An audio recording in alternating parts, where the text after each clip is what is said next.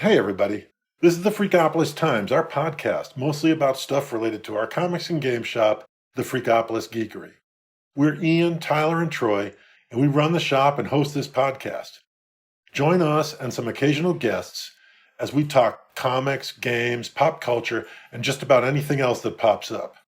Remember, while some of our topics can get a little geeky, they change up often, so hang in there and maybe the next one will be more your style.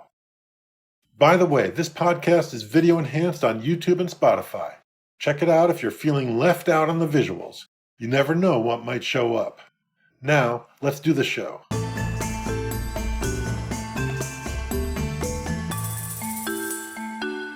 You know what every open world or semi-open world or pretty much every video game needs?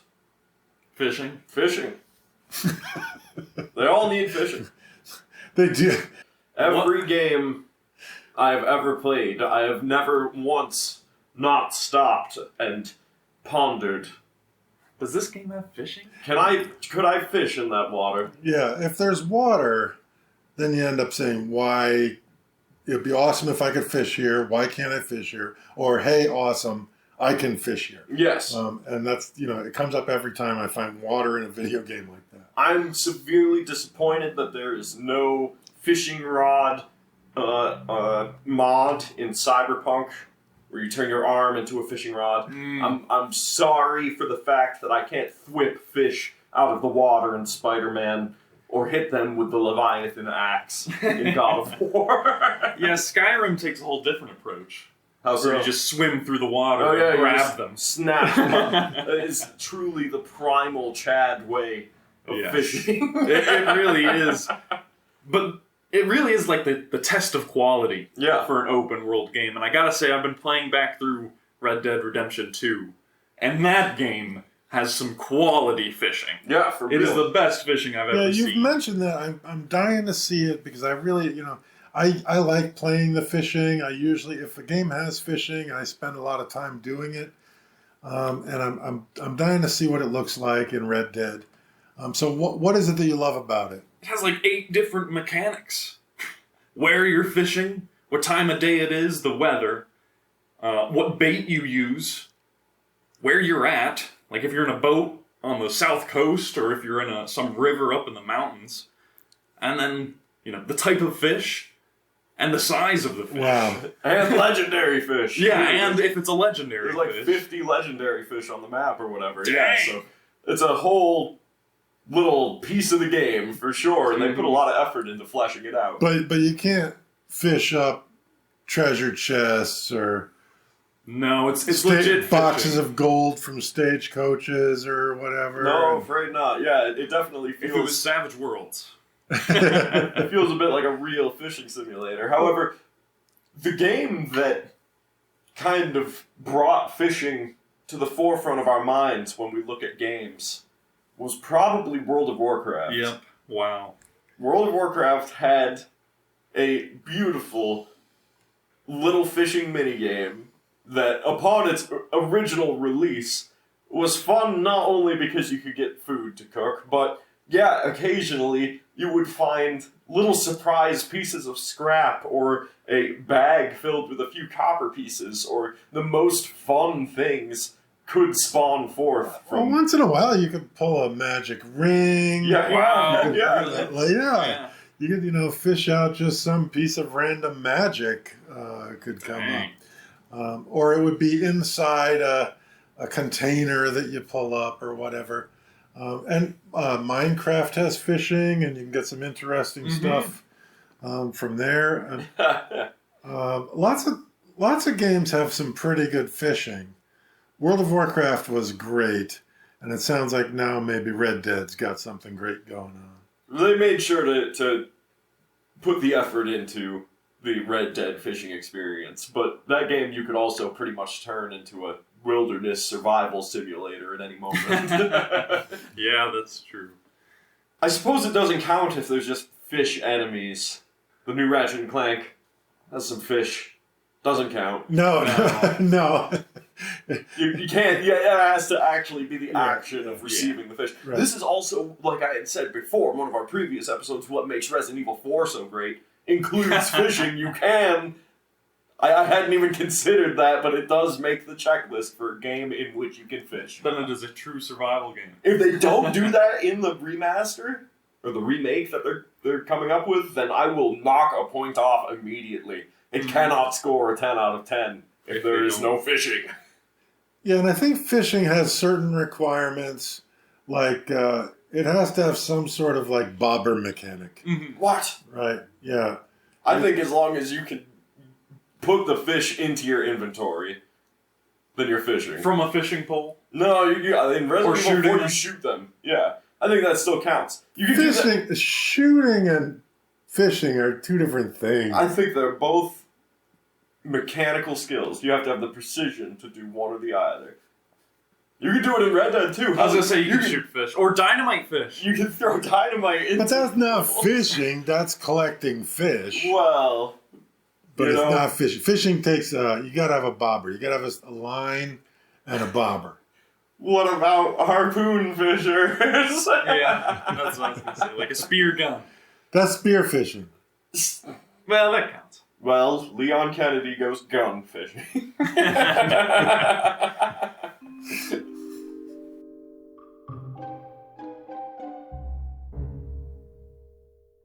So, we just checked out the reveal of Savage Pathfinder.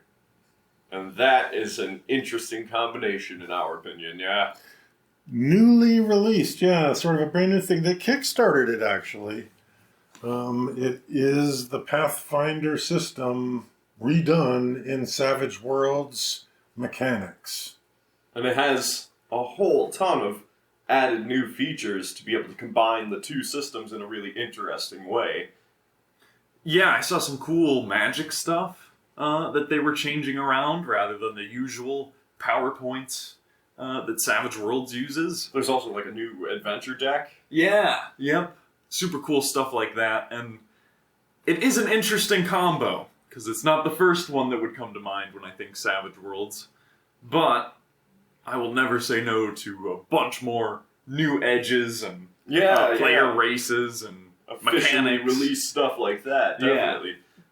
Well, as we discussed on our Discord, though, I mean, Savage Worlds has long been our favorite go-to game in things that were not fantasy, where D&D kind of reigns supreme. And also, I guess, in things that are not, so far, not so much in superheroes either, because that really takes a very specialized system to support superheroes, and we've discussed that a bit in the past.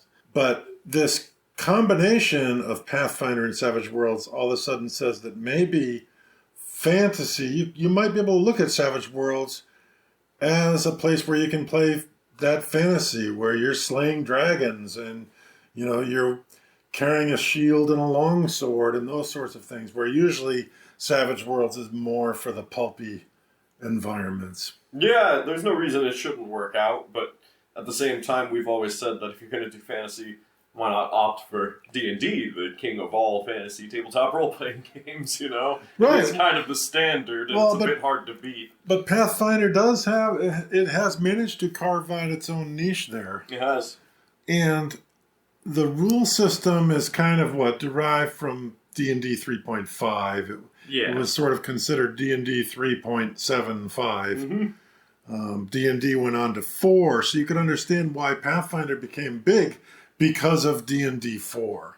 Yeah, there's an interesting juxtaposition to be found there, too, because Pathfinder focused a lot on handing the player tons of ways to craft their character, whereas Savage Worlds, with its edges and hindrances, skills and abilities, is rather lightweight on building up your character and the mechanics of it. So I wonder how they've managed to intertwine these two systems in that way. Yeah, it'll be interesting. Looked like a pretty thick rulebook compared to your standard Savage Worlds rulebook. That's what I was gonna say. They're usually only like 80 pages long. Yeah. They're not particularly hefty books. But this is Pathfinder version. I think the core rule book is, I don't know, it's like 180 pages or something like that. It's not a gigantic book. No. Which indicates that they've probably streamlined Pathfinder some. I mean, you sort of have to, right? Because the fast, furious, and fun aspect of Savage Worlds means that we're going to see a more cinematic Pathfinder. And that might be one of the arguments for why you might play this as opposed to D&D. Yeah. The generally cinematic effect, the built-in support for easily managing a party fighting hordes, and having chase scenes. I don't think D&D even to this day has any special mechanics for chase scenes, but Savage Worlds has, as long as I can remember. So now that's going to be integrated into Pathfinder. So it could give you some different ways to play your fantasy settings a bit. I don't think it's going to supplant D&D. I don't think anything ever can. But it might make for an interesting campaign to play. Sure, I have nothing in particular against Pathfinder either. I find it pretty interesting that they chose to create a whole readaptation for the system, but yeah, you're right in that Savage Worlds has this wicked fast pace to it, and you don't tend to get that in fantasy RPGs. They tend to be a little bit more methodical when it comes down to the turn-by-turn combat, but in Savage Worlds, you could chop a dragon's head off with a single massive critical hit, like straight from full health to nothing, if you were to play your barbarian correctly. And in D&D, no matter what you swung with, that would probably be impossible. Well, exploding dice, yeah, a lot up to chance in Savage Worlds, and I don't think this is meant to. The Pathfinder module is meant to surpass D&D or Pathfinder in terms of fantasy go-to sort of games, but I think it will definitely become the new sort of go-to when you're doing a Savage Worlds fantasy campaign, is using this Pathfinder stuff. Which rather than the fantasy compendium, exactly, kind of have, or companion, or alongside that they have now. Yeah, I don't believe it demands it, but I'm sure you can use it. Why couldn't you, right? Yeah. That's the beauty of Savage Worlds. The fantasy compendium is generic enough that I think you'll probably be able to adapt some of that stuff rather easily, if they haven't already, essentially, just re-updating it. Sure, I would even think that the existing bestiaries and stuff for fantasy worlds in Savage Worlds could be used right alongside or integrated into a Pathfinder campaign that way. I'm curious, I mean, I can see why Savage Worlds opted to go that way. It's interesting that Pathfinder opted to make that union. We hadn't really seen that before, where they redesigned all of their role-playing game mechanics in order to integrate it into a completely different system. It's like they've managed their own systems all along. It's almost more like now what they want to do is be the creative IP. Mm-hmm. Because that's where, Savage Worlds is going to own the mechanics. And so the Pathfinder side of things is the creative IP. It's that goblin, I guess. Yes. That weird bulbous head goblin. that represents Pathfinder in all things. So, I guess bringing those two together, it definitely gives them a couple of nice logos to put on the cover. The combined market groups of Savage Worlds and Pathfinder. It's a great way to reach them. I think we're probably going to end up carrying some of these in the store in our shelves, which is different than a lot of, we see a lot of role-playing games come in. We take special orders in for them and deliver them that way, but we can't stock everything, so we don't stock all role-playing games. Pretty much what we stock is the bare bones of Savage Worlds, Fate, and D&D. But now we might want to look at having some Savage Worlds Pathfinder on the shelf. Mm-hmm. It'll be interesting to get our hands on one, really give it a thorough flip through, see what they've changed. So now that we give it a quick look over, actually this Pathfinder Savage Worlds duo is a huge deal, like in that it's offering a ton of different source companions and bestiaries and awesome additional stuff. I think they took advantage of the Kickstarter to really be able to release an entirely fully equipped game system that covers everything. So you're not just getting like a core rule book and then, hey, use the Savage Worlds books for everything else. It has a complete sort of full spectrum to create that entire fantasy universe under Savage Worlds and have it feel like Pathfinder. Yeah, it's also got a whole module that it's coming with, the Rise of the Rune Lords, as well as a bunch of different awesome decks.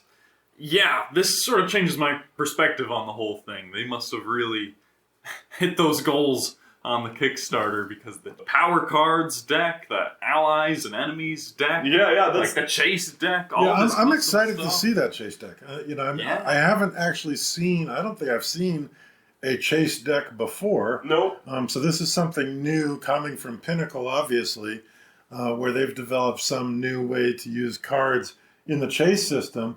And we love the chase system; it's a blast. If they can make it easier to play it and easier to jump into an integrated chase, that would be even more fun. It is, yeah, definitely, because they're trying to obviously embrace this mechanic a bit more, and it's rather unique to Savage Worlds, using the deck of cards in order to narrate the challenges of a chase and keep all your players on their toes and whatnot. I think that's really cool that they're definitely finding ways to look within the system and add on top of it and flesh it out ever further. But yeah, it's so much more than just a single adventure deck. There's a lot going on in there that obviously makes use of some classic Savage Worlds coolness. And as part of the big release, they have like a kit that lets you get the entire everything that they made. That's the way to go. Yeah. And you can do that. I think the MSRP on that is about $200. Yeah. So you can get into affordable. Savage Worlds Pathfinder with all the supporting stuff for about $200. That's not bad. No, for a whole RPG system that will probably be worth playing for years and years. And yeah, I think that's pretty awesome.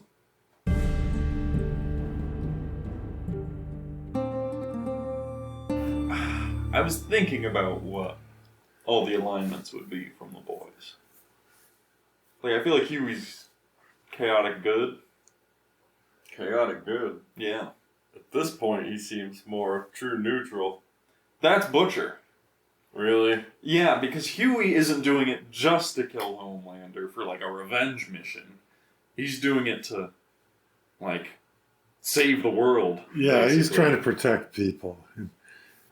But Butcher, yeah, is just trying to take out Homelander for personal reasons. At this point, though, Huey is destroying his own relationships and forcing people into unwanted positions in order to get his way. Well, that was the thing, was that I was like, this is a good interaction between somebody who's chaotic good, wants the same outcome as somebody who is lawful good, like Starlight or Mother's Milk. Lawful good, you know. I don't think someone who's chaotic good would harm their friends in that way. Did he? Yes. Well, like, he didn't... You don't think a chaotic good person could do that? No, not their friends. No, like Tanis and Dragonlance is chaotic good, and he would never pull any shit like that.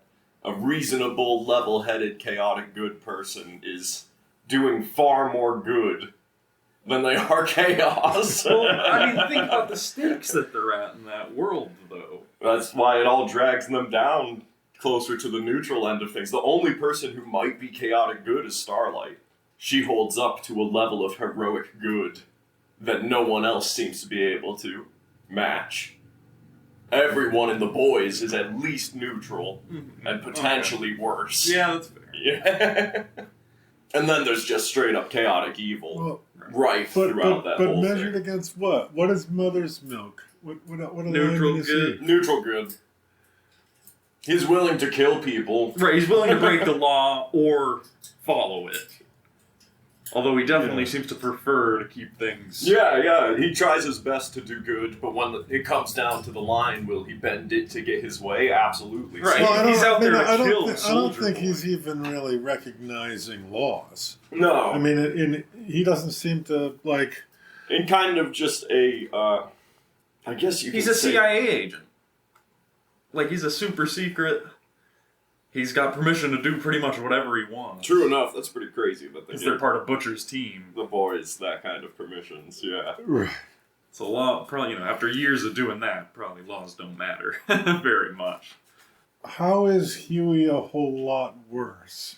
I think Huey has had a downward spiral in moral foundation, particularly in this season. Yeah, I mean, that's for sure. He's begun to leverage his desires to harm even the people he cares about. Like by forcing Starlight to stay in the Seven longer than she ever wanted to. She told him that she was going to quit, and he said, "You need to hold out so that I can do this." Yeah. And it all ended up being... force her. No, I mean, he coerce her. He said that this is the only way it's going to work. I need you to do this. Used his relationships to get his way. Because he genuinely believes that that's what it's going to take in order to take out Homelander, which is, a greater good thing. Right. Yeah, I don't think that that's something someone on the true good spectrum would do, though. Maybe. It's like deep down, his motives overarchingly are good, but his methods are sort of evil. Taking drugs and...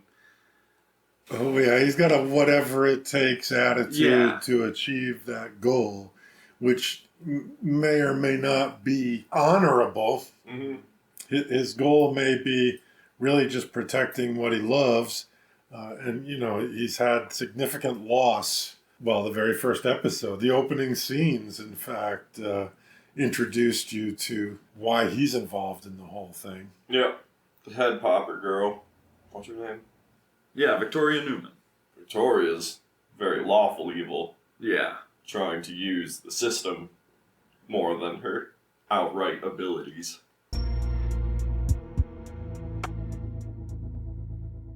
So what can you tell me about this new upcoming Magic the Gathering set, this Double Masters 2022? It's double the mastery over your wallet. And that is because I'm hearing it's got like incredible cards. It's jam-packed with wickedly powerful and awesome cards, yeah. It's going to be a premium premier set that people are going to be diving into in big ways to collect for, and a few of the singles that they've shown off already are anticipated to be high value, and the return and reprints of some cards that are known to be incredibly powerful, like Dockside Extortionist, and then they have the Imperial Seal, which is just another way for Black to tutor things out. Yeah, sometimes they just make a point of making a set that has that premium stamp on it. Well, and it's very much a set designed for collectors. Yes. And yet, kind of strangely, it does not come as set boosters. It only comes as draft boosters in terms of like regular pack style. Mm-hmm. So it's draft boosters, only 24 boosters to a box. So I guess that's traditional for draft boosters. And then also collector boosters. No set boosters, no theme boosters, no commander decks. But these collector boosters are monsters. Yeah, there's normally a box of collector boosters has 12 packs of collector boosters in it. Boxes of this collector boosters has only 4 packs. These are some premium packs. Yeah. Apparently, because they also are at a premium price and only 4 packs in them. So I don't know. No way to tell. We're speaking off the record and unofficially on the podcast. But I'm going to guess it must have a lot of cards. I would assume so. And that those cards are awesome cards. They also have some etched foils and textured foils. Yeah, and it looks like they're doing it like at a level they've never done it before. That seems to be the way they're promoting it, is that they're hitting a new level with their foil designs. I've seen from the Pokemon TCG that foils can be made to be utterly stunning in texture and design. Yeah, Some of those cards, well, for one, when you open a Pokemon pack and you get an awesome VMAX or a secret rare or whatever, you immediately know that you got a card that is a collectible. But when you open up a Magic the Gathering pack, you may very well come across a $40 card that, other than being stamped mythic or rare or whatever, you'd have no clue that it held that value unless you chatted it up with someone or checked out online, you know? Whereas in Pokemon, it's just kind of rather obvious when a card is worth sticking in a sleeve and putting in your collection, you know? Right, and I know that, like, I believe set boosters, what do they tend to have in them? There's, like, at least one... they give you, it really depends set by set, but they give you a whole selection of guaranteed foils, a whole selection of the guaranteed set art variants of the cards, and then a selection of guaranteed rares or mythics. Right, rares or mythics. So, I mean, I know that in the draft Double Masters packs, basically you get twice as many, rares, mythics, foils. It's all doubled up. Wow. Well, that sounds like a pretty cool deal for people who are looking for some super fancy and powerful cards, for sure.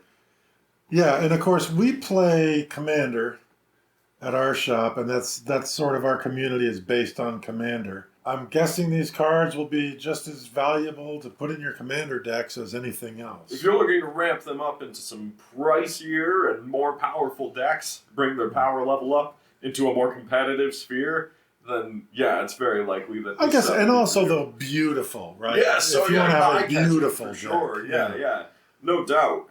And a lot of people are looking to have a more competitive Commander deck. Though I've been finding more recently that it's probably wise to pare down a deck, perhaps have a budget deck that reaches no more than $50 in cards or whatever, as to be able to play with newcomers and give them a chance. Not that I have a particular tendency to stomp people left and right, but you find that there's this natural tendency to continue to ramp up as the people in your sphere of play do, until the point where you're essentially playing decks that reach a point where they just win the game. Yeah, in a single maxed turn. out. Yeah. Boom, we've hit turn 6, and I have my board that really cannot be stopped, and so I'm going to win. Yeah, and there is the rise of sort of, what is it, Pauper? Where you just play like a maximum money amount of cards in your deck. Yeah, and it forces you to run a budget deck of sorts. People like those formats because it allows each other to actually play the game, and I can't argue with that, for sure. Absolutely. There's no game-winning combo that you know you'll be able to get to by turn 8. Generally not. Sometimes you could build something special, but if you focus all in on one move, that means you're leaving yourself open in a lot of other ways, which is a pretty cool balance, for sure. Magic is definitely a lot of fun, but finding the right people and the right ways to play and tuning the format is a bit of a challenge, and sometimes that's why people go for cubes, where they make a selection of cards that they tell people to draft from, or build decks from, construct from, and in that they make certain that there are only specific mechanics and rules that they're looking to experience. And I know some people who are really proud of their cubes and really enjoy busting them out in order to draft up from that set, because it permits a fair and balanced experience. Yeah, that sounds fun. I'll definitely be getting a box of these, though.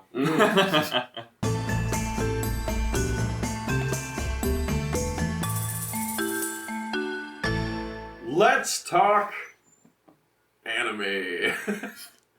Okay. Swing, Nori.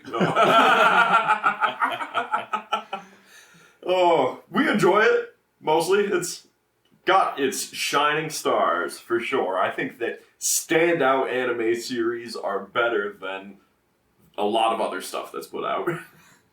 That's for sure. Well, I'm into cartooning anyways. I really love that stuff, so I'm always looking for new animations to check out. And yeah, in recent years, anime's become the thing. And it's funny because you get Western culture creating anime-styled stuff while Japanese culture is creating Western-style stuff. And then they borrow from each other, and it becomes this sort of distilled down thing that's kind of unique to itself. It's like after Japan has borrowed Western ideas, and then Netflix does things like Castlevania and stuff. Absolutely. Which, is an amazing example of Western anime. Mm-hmm. It's kind of its own unique field now of animation type. It is, and yes, some of them are lesser and some of them are greater, but the greater ones are all pretty awesome, in my opinion. Mm-hmm. And so, we want to talk for a moment about some of our favorites. I'm not sure. I'll have to think for a moment on exactly which one ranks my number one, but do you guys have one in mind? I've got a couple that fall into sort of different categories because it's such a broad thing. I mean, as far as sort of sci-fi anime, I can't think of anything that beats Ghost in the Shell. That would have to be my number one there. But when you get into something like sort of a comedic action anime, I love the Trigun series. Oh, yeah. That's definitely sitting a little more on the classic end of things. When it comes to comedic action, I might consider like One Punch Man to be way up there because it's such a great satire of superhero manga and comics. Yeah, it's a satire, but it's got its serious points, too. It does. It really hits emotional beats as well. And One Punch Man actually might have fit right into our what's a satire that manages to nail its genre. Though it is very anime-y, It's a lot of fun. I haven't heard any rumblings of a Season 3, though, which is a little bit unfortunate, because Season 2... though the animation took a little bit of a dive, it was still a wicked fun story. And that is such a wild show. Yeah, and with the effort it takes to produce these shows, you kind of gotta love them while you got them. Because the development isn't always guaranteed. No, it takes a crazy amount of work in order to put out a single one of these seasons, for sure. One Punch Man, I think I might like quite a bit because it has such a broad selection of characters with fun original powers, and they managed to make it seem like such a fleshed out universe while it is still a satire with elements of comedy left and right. Yeah, I'll be interested to see what you end up saying for your favorite anime, Ian, because you've kept pretty to the date with all the new releases.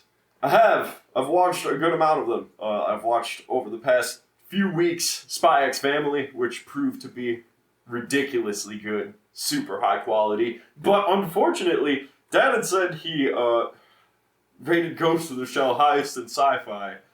If we're going to go boiling down to the genre, I gotta say, Cowboy Bebop. Yep. Releasing around the same era, too. That's what I was about to puts say. up a pretty excellent fight, in my opinion. I've seen a lot of anime, but none quite meet that Cowboy Bebop level. Mm-hmm. I don't know. I guess Cowboy Bebop is softer sci-fi. It is. Mm-hmm. It's sort of the Star Wars of anime,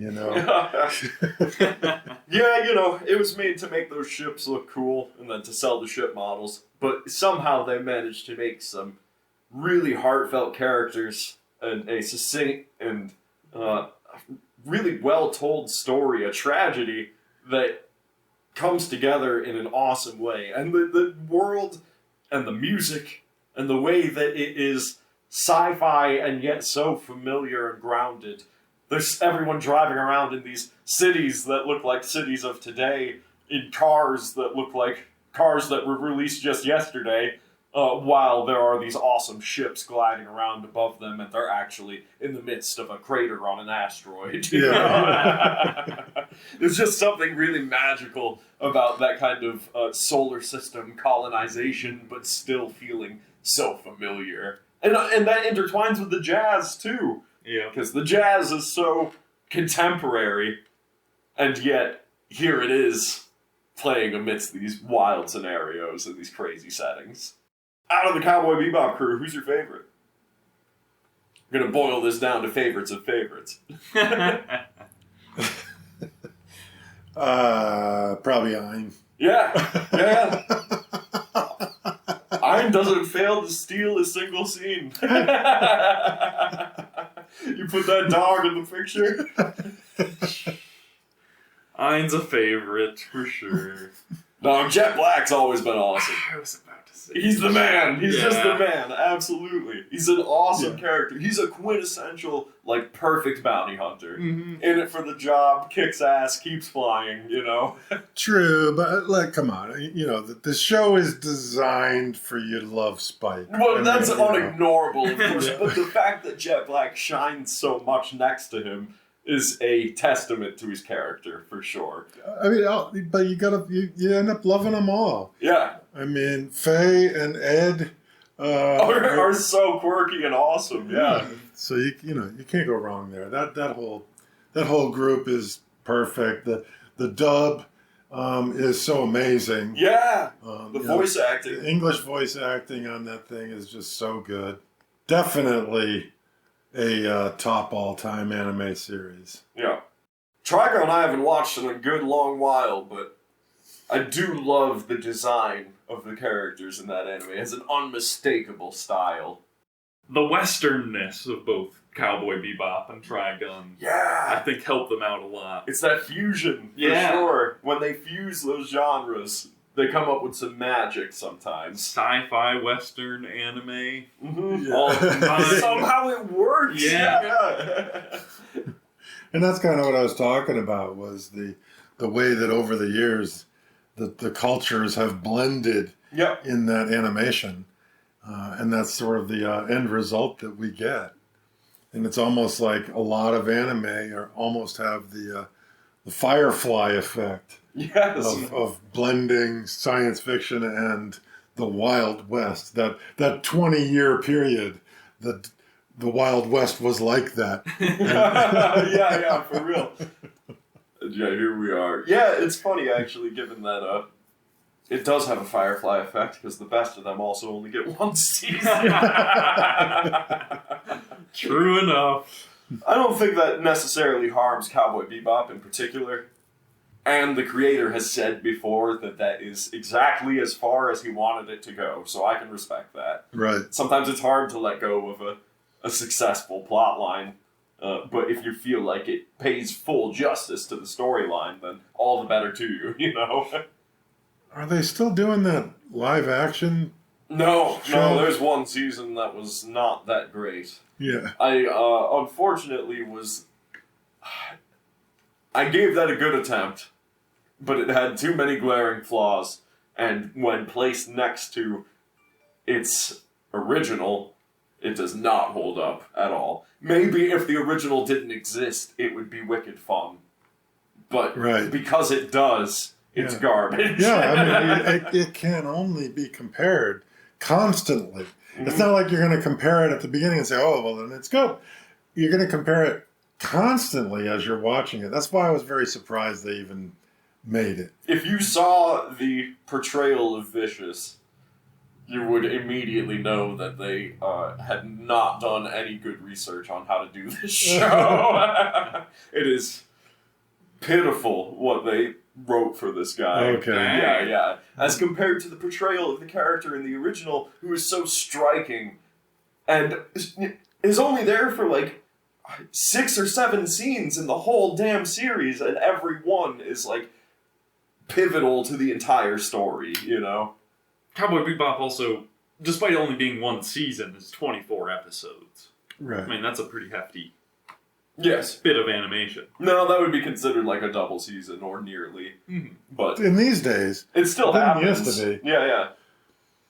Yeah, now generally seasons are 12 or 13 episodes, but they release them a season and then 3 months later another season, which has been the case for quite a few releases. In fact, Spy X Family is getting its next season in the winter, which is pretty awesome.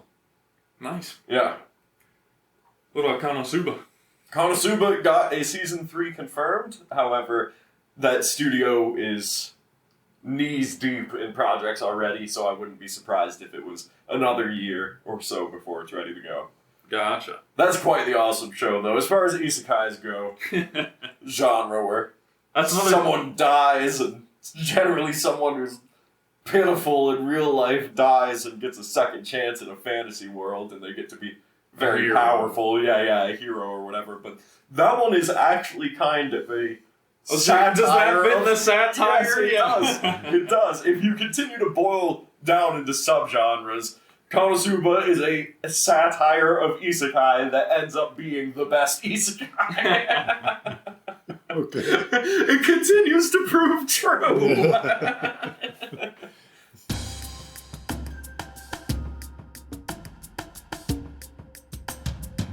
So I brought to our attention this week that in the past month or so, there have been leaps and bounds in the realm of AI image generation. This software has become scary good. Yeah, I mean, you mentioned to me, had I seen what they were doing with AI image generation now? And I kind of said, I think so, sure, but you said, really, for sure? And you showed me some stuff that kind of made me say, I can't believe this is possible. Yeah, these pieces of software are incredibly impressive. They're able to take prompts that are outlandish and create convincing imagery. So I've seen things like a confused grizzly bear in calculus class, and the AI is able to actually make something that looks very much so like that. But more scarily, it can become much more specific. And for that reason, they're not allowing anyone to access the more detailed of these specific pieces of software. At least not unless you're an artist who sends in an application to be able to run them. And I think that's probably with good reason, because this is obviously some powerful stuff. Yeah, I mean, I think it's also speaking to the point where you're not going to be able to trust pretty much any image you see. No. Because these things can generate image. It's mostly compositing. It's taking portions of pre-existing images and things that it creates itself to combine into a single new image that can look pretty much realistic. Mm-hmm. Like it might be a photograph. And it's not. And the people that are in it never existed. Yes. And a lot of the stuff that's in it, it was never a photograph. It's like a 3D model that it's using, and it's generating stuff from. It is it's spectacularly powerful, but at the same time incredibly dangerous. Yeah. In particular, in the past month or so, they've refined the AI's ability to generate human faces, and it is uncanny. It can create what appear to be people who don't exist, or more so, I'm certain that it would be able to create people that do exist in situations that otherwise they would never be seen in. Oh, exactly. I mean, we did see it. It will do some weird things. We saw it generate Darth Vader smiling. Yes. Or laughing. Darth Vader laughing. And it was a bizarre looking image that it generated. But it was sort of as though it was generating it from, maybe a Darth Vader from the Clone Wars or something.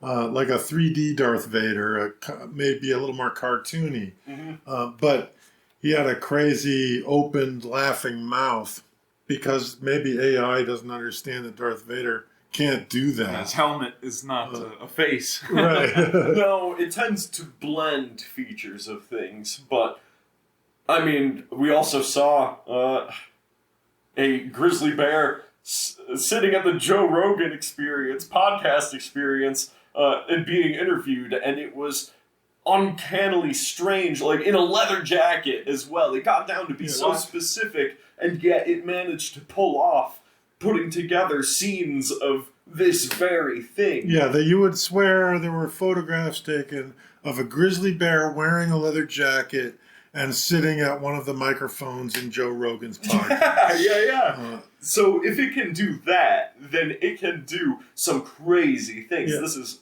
really powerful for artists, for certain, but for manipulators, I'm afraid, all too much. I mean, for artists, it's going to put us all out of jobs. I mean, I've done a lot of compositing in my life, and what I saw there said that thing can do it better than I'll ever be able to do it. So it's a dangerous thing. But for people manipulators, boy, it's going to be incredibly great. A lot of folks won't know not to trust their eyes when they see these digital images. Yeah, it's better than a really good Photoshop. And in that, it's going to be very convincing. Already people are easily convinced of enough on the internet. Now they'll be seeing imagery that is generated specifically to make them think a certain way. And the converse is, even if you're seeing an actual image, how could you believe it's true? Yeah, you're going to have to feel like, well, this could have been created by an AI. And so you have to almost, take every image you see with a grain of salt, probably from right now on out. I was going to say, this isn't like some futurology fear-mongering or anything. This is happening now. Like, you may very well be fooled by AI imagery within the coming weeks, thinking that you're looking at a beautiful farmstead or something, but it never existed. And it doesn't, So, well, I mean, does that mean that, like, all of our comic books are going to start having AI artists? They just put in the prompt for what they need. Yeah, it's all comic book artists. You're looking for work. Superboy standing triumphantly atop tall building. I'll just have it generate 900 of those and pick the one I like the most and then slap some text on top. Right. Yeah. Well, what about advertisers? I'm sure there will be like a whole AI custom tailored to use these, put in these catchphrases and slogans, use this pharmaceutical company's name, and generate up, a single mother 3 with, Yeah, absolutely. Describe the style of their house and smiling and holding a bottle of whatever. Happy vitamins. Right, yeah, exactly. No, for real, exactly. It's going to be used widely and in a lot of different and some of them interesting and some of them more concerning ways. Yep, it's going to be amazing to see what happens. You can't stop it now. That genie's out of the bottle. Yeah. It's going to be a matter of watching all the cool things people do with it. I'm sure. You already see it in the forums, in fact. The people who have not yet gotten their approval to use this software essentially say, well, it's just a matter of time before someone makes it open source. So right. You have to wonder, when is this going to hit that tidal wave?